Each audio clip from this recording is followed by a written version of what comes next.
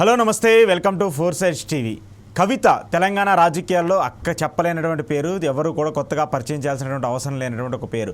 కేసీఆర్ తనయ్యగా రాజకీయాల్లోకి వచ్చి తనకంటూ ఒక ప్రత్యేక ముద్రను వేసుకున్నటువంటి ఒక నాయకురాలు. అయితే ఇప్పుడు కవిత రాజకీయ పార్టీకి సంబంధించి తెలంగాణలో పెద్ద ఎత్తున చర్చ జరుగుతుంది. కవితకు పెట్టేటువంటి కొత్త రాజకీయ పార్టీ పైన వివిధ రకాలుగా విమర్శలు వస్తున్నాయి. కవిత రాజకీయ పార్టీకి సంబంధించి ఆమె వెనక రేవంత్ రెడ్డి ఉన్నాడు, కాంగ్రెస్ పార్టీ ఉందని చెప్పేసి కొంతమంది ఆరోపిస్తూ ఉంటే, నేను తెలంగాణ ప్రజల కోసం, తెలంగాణ అస్తిత్వం కోసము మళ్ళీ నేను కొత్త పార్టీ పెడుతున్నానంటూ కూడా మాట్లాడుతూ వస్తున్నారు. ఇటీవల బీఆర్ఎస్ పార్టీ పైన, అలాగే బీఆర్ఎస్లో ఉన్నటువంటి కొంతమంది కీలక నేతలపైన కూడా కవిత కొన్ని కీలక వ్యాఖ్యలు చేస్తూ వచ్చారు. గత 10 ఏళ్లుగా వాళ్ళు చేసినటువంటి అవినీతిని, వాళ్ళు చేసినటువంటి అంశాలను కూడా తీవ్ర స్థాయిలో ఎండగడుతూ వచ్చారు. దాంతోపాటు బీఆర్ఎస్లో కీలక నేతగా ఉన్నటువంటి హరీష్ రావుని టార్గెట్ చేస్తూ కూడా కవిత కొన్ని కీలక వ్యాఖ్యలు చేస్తూ వచ్చారు. హరీష్ రావు టార్గెట్గా కవిత చేసినటువంటి వ్యాఖ్యలు కూడా కొంతకాలం సంచలనంగా మారుతూ వచ్చాయి. అయితే ఆమె కొత్త పార్టీని కూడా ప్రకటించబోతున్నారు. కొత్త పార్టీ పేరులో ఖచ్చితంగా తెలంగాణ ఉంటుంది అంటూ కూడా ఆమె ఇప్పటికే స్పష్టం చేసినటువంటి పరిస్థితి కూడా కనిపిస్తుంది. సో ఇలాంటి నేపథ్యంలో కవిత సంబంధించి, కవిత రాజకీయాల్లోకి వచ్చి కొత్త పార్టీ పెడితే ఏ పార్టీకి అది నష్టం చేసే అవకాశం ఉంటుంది?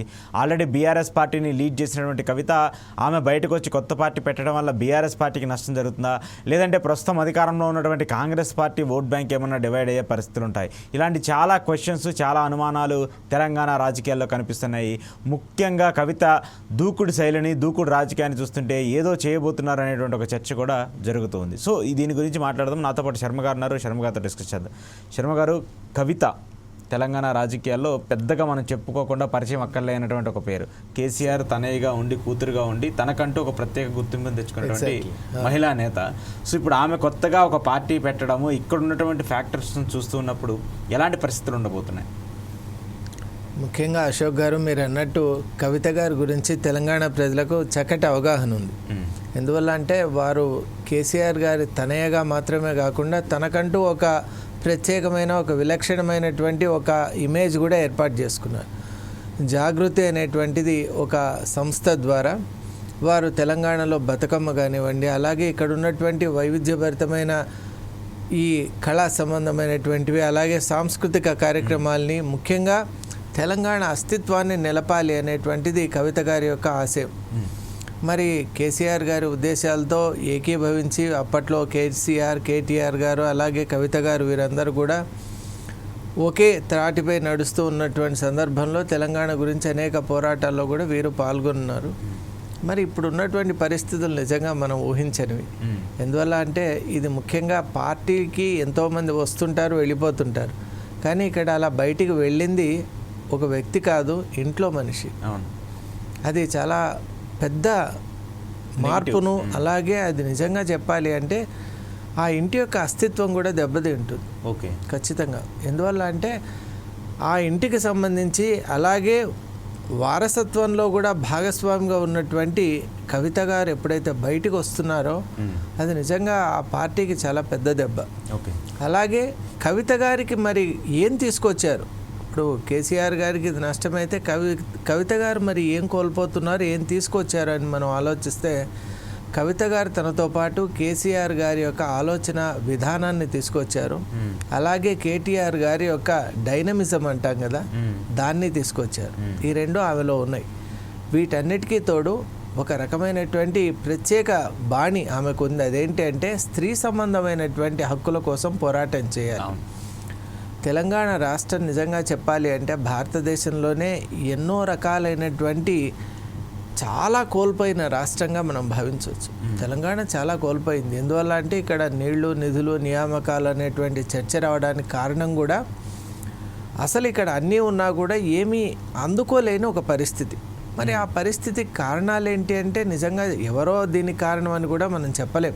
ముఖ్యంగా ఇక్కడ ప్రజలు కూడా చైతన్యవంతులు కావాలి, ఉన్నటువంటి విషయాలను అందిపుచ్చుకోవాలి అనేటువంటి ఒక రకమైన వాళ్ళలో ఉత్సాహం కూడా ఉండాలి. మరి ఇప్పుడు మనం గమనించినట్టయితే కవిత గారు ఆ ఉత్సాహాన్ని నేను తీసుకొని వస్తాను. తెలంగాణ రాష్ట్రం ఏర్పడింది, కానీ మనం అనుకున్న తెలంగాణ ఏర్పడలేదు అని వారు అంటున్నారు. కాబట్టి మనం అనుకున్న తెలంగాణ, మన తెలంగాణ ఏర్పడాలి అంటే దానికి ఖచ్చితంగా ఒక పార్టీ ఈ ఐడియల్స్కి మాత్రమే కట్టుబడిన పార్టీ అయి ఉండాలి. వారు ఇంకో మాట అన్నారు, అది ఒక స్త్రీమూర్తి లీడ్ చేయాలి అని. It should be led by a women అని అన్నారు. మరి ఈ రెండు అంశాలు నిజంగా చాలా ఆసక్తి కలిగిస్తున్నాయి. వారిలో ఉన్నటువంటి ఈ భావజాలం, ఐడియలిజం అండ్ డైనమిజం, ఈ రెండు చక్కగా ఎలా ముందుకు తీసుకెళ్తారు అనేది ఒక ప్రశ్న అది. ఇక రెండవది, వారి పార్టీని నేను 25వ తేదీ ఏప్రిల్ 25వ తేదీ దాన్ని గురించి మాట్లాడతాను, ఇనాగ్రేట్ చేస్తాను, దాని గురించి దానికి ఉన్నటువంటి ప్రధానమైన భూమికను నేను తెలియజేస్తాను అని వారు చెప్పారు. మరి అందరి కళ్ళు కూడా ఆ రోజు కోసం వేచి చూస్తూ ఉన్నాయి. అయితే ఇప్పుడు మనం అసలు ఒక పార్టీ రాబోతుందనేటువంటిది ఖరారైంది, ఖచ్చితంగా ఆ పార్టీ వస్తోంది. మరి ఈ నేపథ్యంలో ప్రభావం ఎవరి మీద ఎలా ఉంటుంది అని మనం చూడాలి. మరి ఈ ప్రభావాన్ని మనం చూసినట్టయితే ఇంతవరకు మనం ఎప్పుడు కూడా తెలంగాణ అంటే మనం ముఖ్యంగా మాట్లాడుకున్నది ఒకటి టీఆర్ఎస్ అండ్ బీఆర్ఎస్ పార్టీ, అదొకటి, అలాగే బీజేపీ ఒకటి, ఇప్పుడు రూలింగ్లో ఉన్నటువంటి కాంగ్రెస్ ఒకటి. ఇప్పుడు ఆల్రెడీ 3 పార్టీల యొక్క స్థితిగతులు ఎలా ఉన్నాయంటే, బీఆర్ఎస్ పార్టీకి 10 సంవత్సరాలు వ్యవధి ఇచ్చారు, కాలము ఒక అవకాశం ఇచ్చారు ప్రజలు ఇక్కడి వాళ్ళు. అలాగే కాంగ్రెస్ కూడా ఇప్పుడు ఒక టర్మ్ ఇచ్చారు కాబట్టి నిలబెట్టుకుంటుందా లేదా అనేటువంటిది ప్రజల చేతుల్లో ఉంది.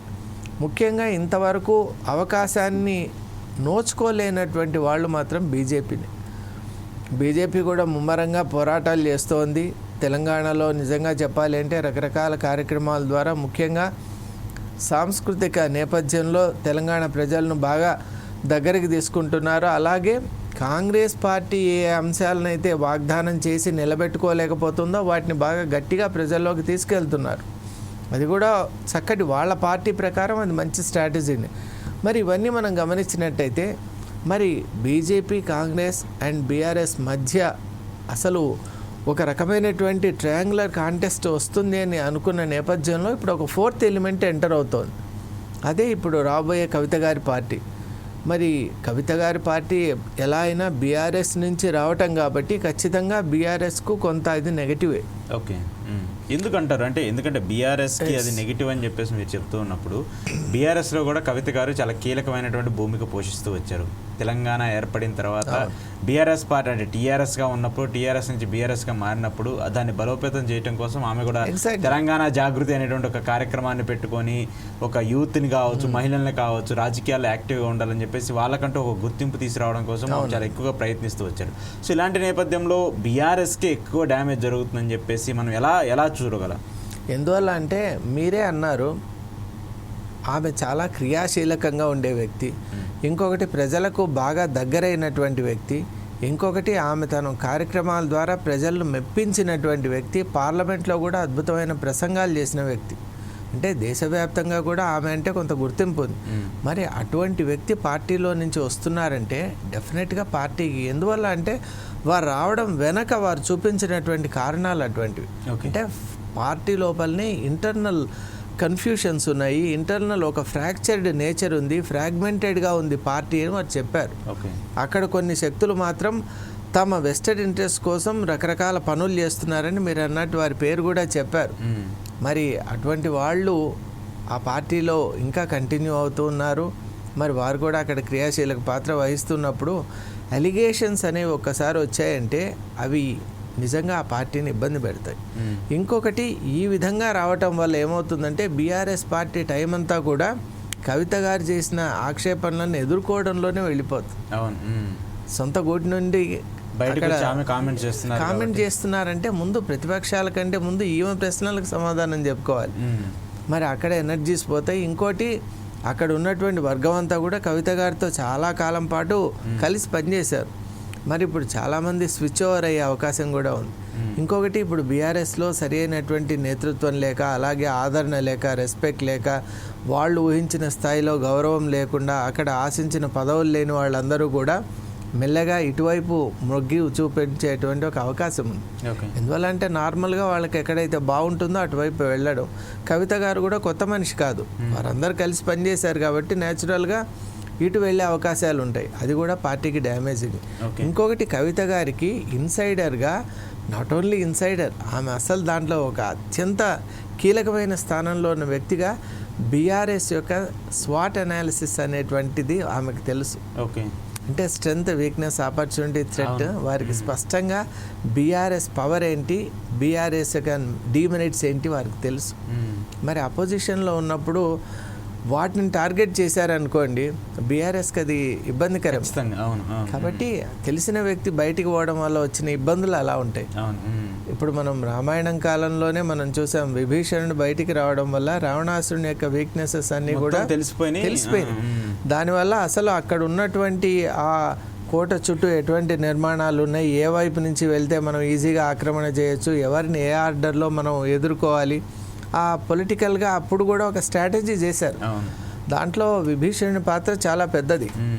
ఇవన్నీ కూడా ఎందువల్ల అంటే ఆయన ఓన్ బ్రదర్ కాబట్టి అక్కడ అట్లా అనాదిగా కూడా ఇటువంటి డిఫికల్టీస్ అనేవి ఉంటాయి.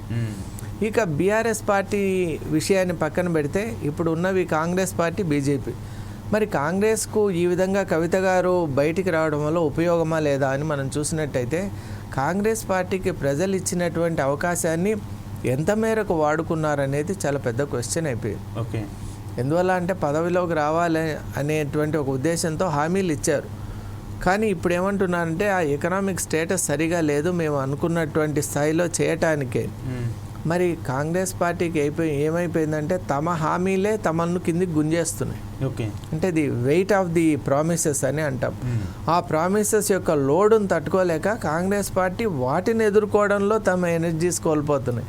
ఎలా అయితే బీజేపీ ఇక్కడ బీఆర్ఎస్ కవిత గారి కామెంట్స్ని ఎదుర్కోవడంలో ఎనర్జీస్ కోల్పోతున్నట్టు కాంగ్రెస్ పార్టీ తన ఓన్ కామెంట్స్ వల్ల వీక్ అయిపోతుంది. మరి ఇప్పుడు ఉన్నటువంటి అవకాశం కనుక చూసినట్టయితే బీజేపీకి అసలు ఇంతవరకు అధికారం ఇవ్వలేదు.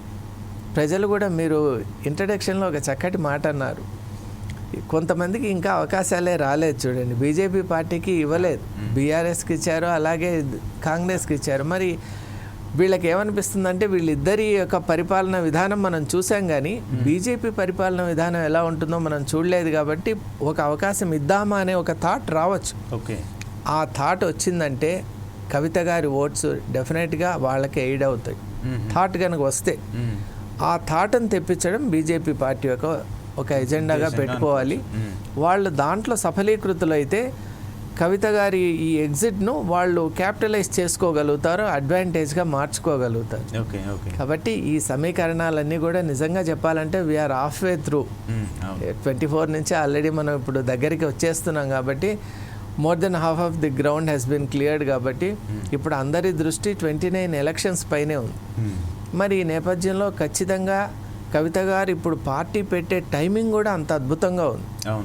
ఇక్కడి నుంచి సాలిడ్గా వారు గ్రౌండ్ మొత్తం ఆ కేడర్ను గ్రౌండ్ లెవెల్లో ఆ కేడర్ని ఎస్టాబ్లిష్ చేసుకోవడం, అందరినీ కలవటం, విస్తృతంగా అందరితో మమేకం కావడం, తమ ఉద్దేశాలను వ్యక్తం చేయడం, ఇవి చేయడానికి సరైన సమయం కూడా ఉంది. కాబట్టి వారి ఫ్యాక్టర్ అనేది 29 ఎలక్షన్స్కు అది కన్సిడరబుల్గా ఉండొచ్చు అని నేను భావిస్తాను. అయితే ఆ కన్సిడరబుల్గా ఉన్నటువంటి ఫ్యాక్టర్ను ఏ పార్టీ క్యాపిటలైజ్ చేసుకోగలదు అనేది ఆ పార్టీ యొక్క స్ట్రాటజీల మీద ఉంటుందని నేను అనుకుంటాను. ఖచ్చితంగా సార్, ఎందుకంటే ఇంకా కొంత టైం ఉంది. ఆమె ఈ మంత్ 25th తర్వాత పార్టీ అనౌన్స్ చేస్తాను, పేరును కూడా ప్రకటిస్తానని చెప్పారు. కాబట్టి ఆమె ప్రకటించే పేరు మీద కూడా కొంత క్యూరియాసిటీ కూడా ఉంది. కాబట్టి సో ఆ పేరులో ఖచ్చితంగా తెలంగాణ ఉంటుందంటూ కూడా కవిత గారు చెప్తున్నారు. కాబట్టి తెలంగాణ పేరుతో ఏ పార్టీని ప్రకటిస్తారు, ఆమె వల్ల ఏ రాజకీయ పార్టీకి నష్టం జరుగుతుంది అనేది కూడా చూడాల్సి ఉంది.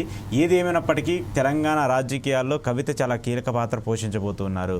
సామాన్య రాజకీయ నాయకుల్లా కాకుండా ఒక కొత్త భిన్న శైలిలో కవిత రాజకీయం చేయాలని చెప్పేసి కూడా నిర్ణయం తీసుకున్నట్టు మనకు కనిపిస్తుంది. దానికి సంబంధించినటువంటి పరిణామాలే ఈరోజు తెలంగాణ రాజకీయాల్లో కూడా రెప్లికేట్ అవుతూ ఉన్నాయి. Stay tune, 4Sight TV.